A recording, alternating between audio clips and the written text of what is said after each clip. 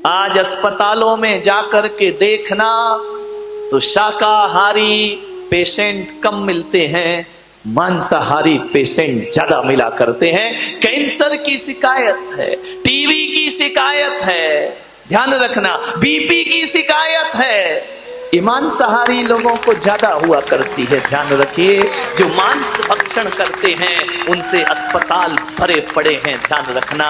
मान्यवर, आपसे मेरा एक निवेदन है, बड़ी विनम्रता के साथ खान पान पर विशेष ध्यान दीजिए। क्या खाना, कब खाना, कैसा खाना, कितना खाना, ये भोजन के लिए विचार करना है। क्या खाना, कब खाना, कैसा खाना और कितना।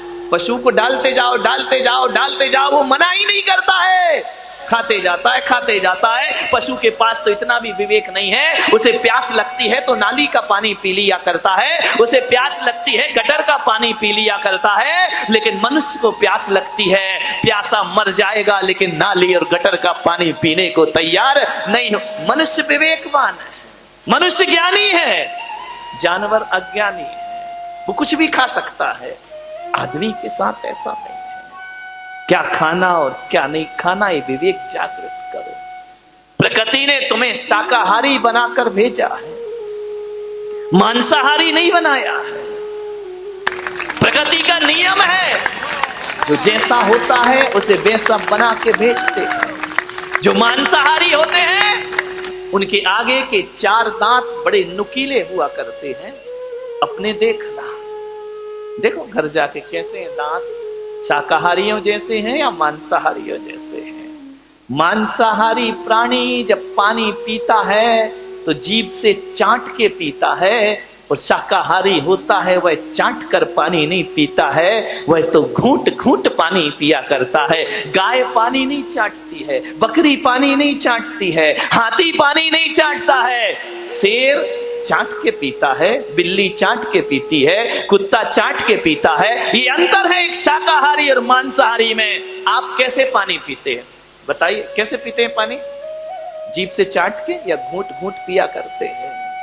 तो आप शाकाहारी हैं। गाय कभी चाट के नहीं पीती पानी, भैंस नहीं पीती। शाकाहारी प्राणी जो भी होंगे वो चाट के पानी नहीं पीते।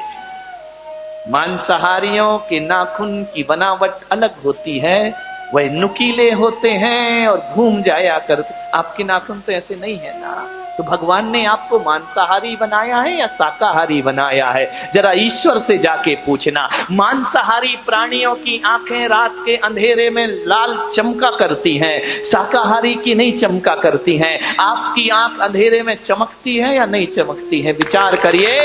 प्रकृति ने आपको शाकाहारी बना करके भेजा हुआ है। एक बात याद रखना, मांसाहार करोगे तो मांसाहार में केवल मांस ही नहीं खाते हो, उनके संस्कार और पशुओं की पशुता का भी भक्षण कर जाया करते हो। और यही बात है कि जैसे जानवर बात बात पे झगड़ा कर लेते हैं, एक दूसरे को मारने को तैयार हो जाते हैं, जैसे जानवरों के पास कोई आचरण नाम की चीज नहीं होती है, वैसे ही देखना मांसाहारी बात बात पर झगड़े करते हैं। उनके पास भी आचरण और व्यवहार नाम की चीज, उत्तेजनाएं, क्रोध, तामसिक प्रवृत्ति मांसाहारियों की होती है।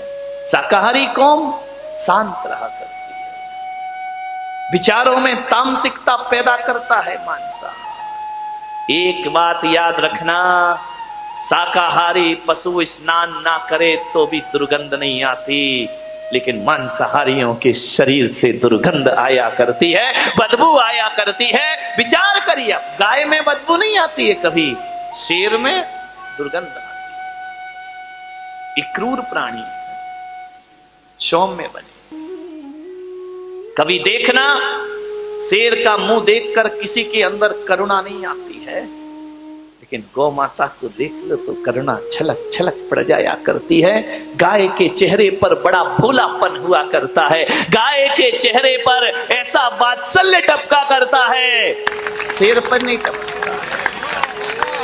राजन, तुमने 100 हंसों का मांस खाया है, आज उसका ये दुष्परिणाम है कि तुम्हें 100 बच्चों की लाश पे आंसू बहाना पड़ रहे हैं। ध्यान रखिए, तुमने भी तो किसी के बच्चे छीने थे, तुमने भी तो क्रूरता से धृतराष्ट्र ने कहा कि महाराज वो तो मेरे अनजान का कृत्य था, क्या अनजान के किए पापों की भी सजा मिलती है कि जानबूझकर किए पापों की सजा मिलती है?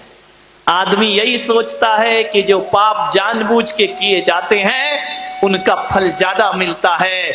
मैं पुलक सागर कहता हूं, कर्म तो कर्म है, चाहे बेहोशी में करो चाहे होश में करो, उनका फल तो प्राप्त। आप एक बात बताइए, बारामती के लोगों से मैं पूछ रहा हूं, किसी के घर आप गए, बैठने गए और यदि उसने 2 गिलास रख दिए दूध के, एक में जहर मिला है और एक में नहीं मिला है, आपको नहीं मालूम किसमें जहर है किसमें नहीं है, और आप जहर वाला गिलास पी गए, फल मिलेगा या नहीं मिलेगा? बोलिए, क्यों? आपने जानबूझ के थोड़ी पिया है, अनजाने में पिया है ना, फल प्राप्त होगा या नहीं होगा?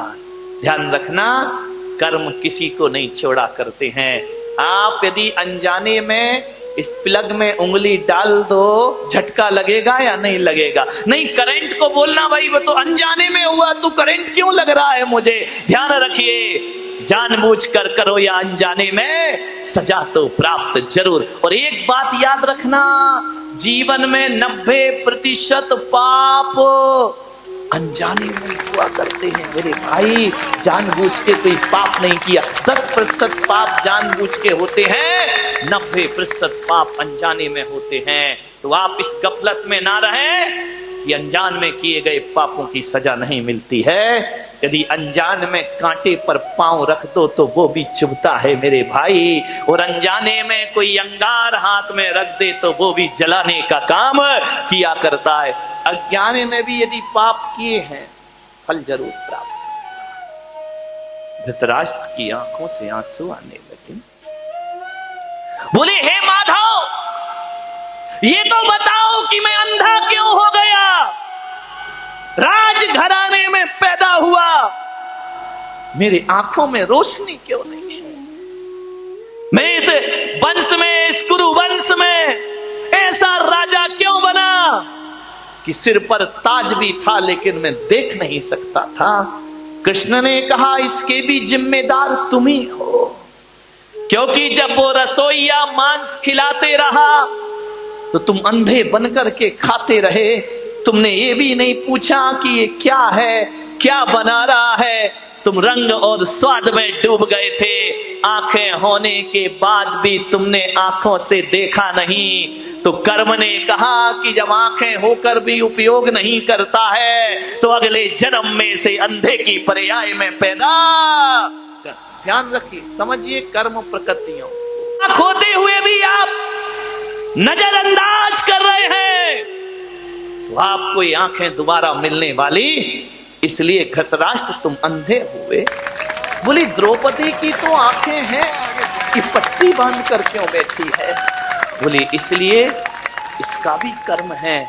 वो जो हंसों का मांस खिलाते रहा वो रसोईया कोई और नहीं, ये द्रौपदी ही है। जो इनाम के लालच में तुम्हें हंस के बच्चे खिलाते रहा, आंखें होकर भी इसने अनदेखा किया, इसलिए आंख होकर भी आंखों में पट्टी बांधने को मजबूर हो गई। अब विचार करिए, रोशनी होकर भी दुनिया नहीं देख पाई गांधारी, ये तुम्हारे ही कर्मों का फल हुआ करता है। मान्यवर ध्यान रखिए,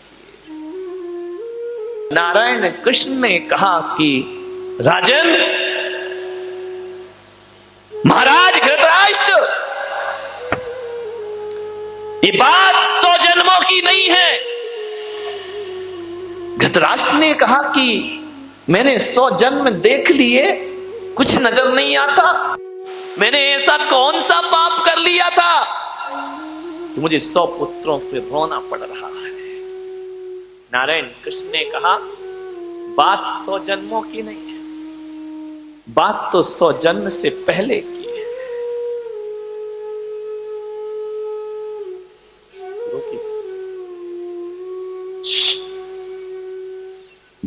ले जाओ उठा के, ये कंप्यूटर इंटरनेट का युग है, बाप आंख से डर सकता है, बेटा नहीं डरता है। विचार करिए।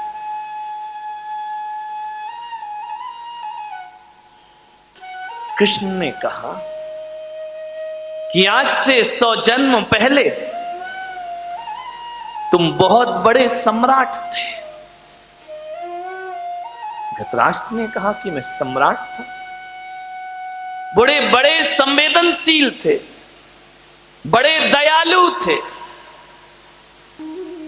आपके अंदर न्याय था, न्याय प्रिय शासक थे तुम। तुम्हारी यश कीर्ति सारी दुनिया में फैली हुई थी। धृतराष्ट्र ने कहा कि हे माधव, क्या 100 जन्म पहले किए कर्मों का फल भी प्राप्त होता है?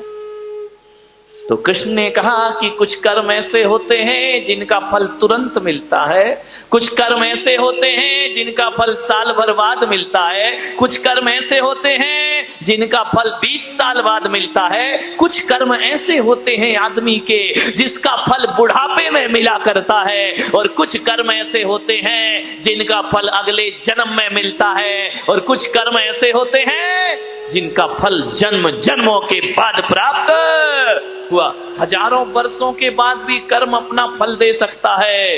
कर्मों का कोई ठिकाना, कोई लाख करे चतुराई, कर्म का लेख मिटे ना रे भाई, कर्म का लेख मिटे ना रे भाई।